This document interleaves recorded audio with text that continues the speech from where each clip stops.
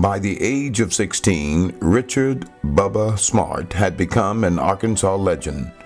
Born in Pine Bluff, the future Hall of Famer holds a record that still stands today. Bubba Smart is, in fact, the first and only golfer to hold 6 amateur titles in a single year. When I grew up, I was pretty well competitive in everything.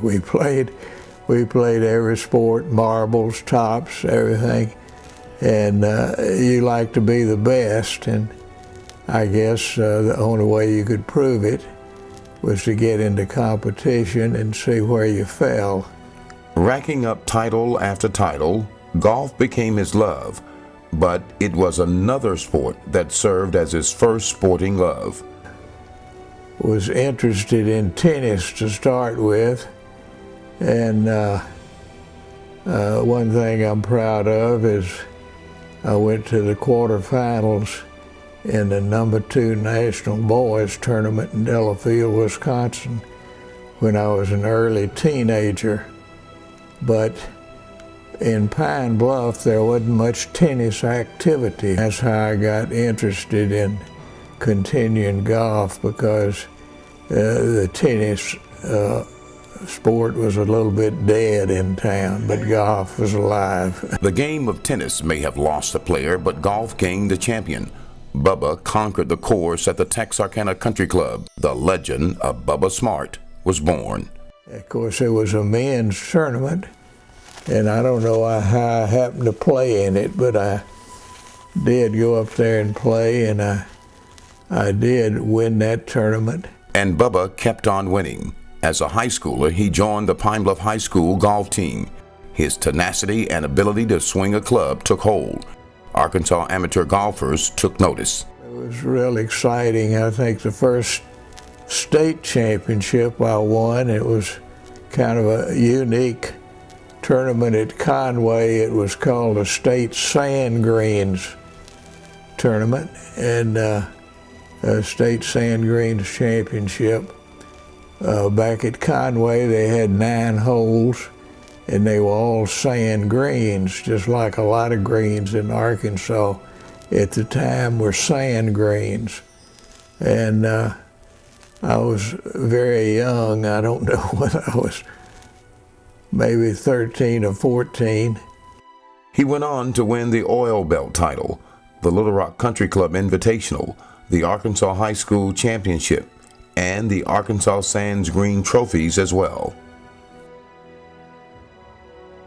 After conquering the high school ranks, Bubba entered the University of Arkansas in Fayetteville, and there, on the Hill, he would meet more than a few golfers who would later go on to the PGA Tour. I played with some golfers. Kerry Middlecoff won the Open and the Masters. Kerry Middlecoff was a great collegiate golfer and then a great pro. And I played with Earl Stewart, played against Earl Stewart. He was later a good tour pro, and he won the NCAA 2 years in a row. And those were people that I played with that I... Miller Barber? Yeah, Miller Barber. Well, I beat Middlecoff and I beat Earl Stewart. So I felt like I was competitive with those people at the college. They were college age. I was a little younger than they were. I was high school age at the time. And of course I played with Bob Hamilton. He won the PGA. I played Walter Berkemo. He won the PGA, played him in the Oil Belt tournament in El Dorado. They used to have every Labor Day. He won the PGA later when he turned pro. And Bob Hamilton won the PGA. I think I mentioned him. Of course, I did play an exhibition with Byron Nelson out here after Byron's career was over. He played an exhibition here, and I got to, of course, watch all the pros play in the Milwaukee Open, and you know, I saw them all play at one time or another. Then, in 1941, war gripped an entire world. Bubba Smart's amateur career came to a screeching halt. Bubba then joined the United States Army. I was in the Army during World War II for 3 years, in which I didn't play any golf. You know, golf was dead during those years. Everything was oriented toward the war. And I was in the service, and I got out of the service at the end of 1945, and they resumed the state golf tournament in 1946 in June, and I won that. And then I had 2 years of college. I went back to college to finish my career, and I did play golf at the University of Arkansas. We played in the Southwest Conference, and I have a selective memory, but I don't ever remember losing a match. In the Southwest Conference play, we played all the Texas teams that Arkansas played during those years. And when he returned home, he resumed his amateur career. His winning ways continued. According to Bubba's longtime friend, fellow church member, and sometimes opponent Travis Creed, Smart was simply mentally tough, and his game was fundamentally sound. When we would get around to the city tournament every year, we would, the first thing that would be, first question to be asked when the tournament was scheduled is, I wonder if Bubba's going to be out of town. Because if Bubba was going to be in town, then everybody was playing for second.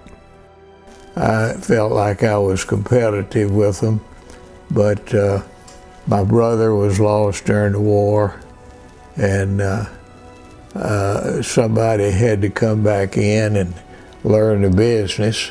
I was the only male left, and so that was my interest. I still love golf, but the work came 6 days a week, and you know, that was pretty well my total interest.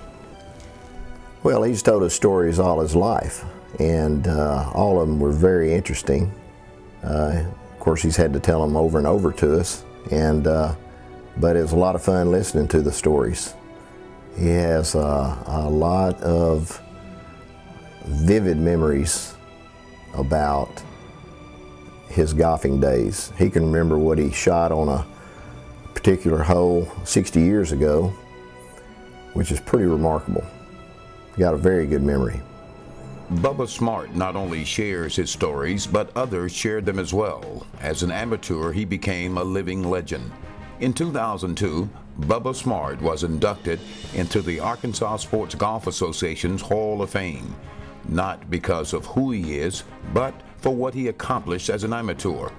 Today, Bubba Smart no longer takes to the golf course.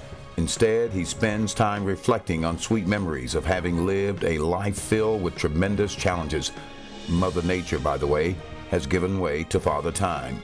But time alone can't erase what this Arkansas treasure has meant to an entire state.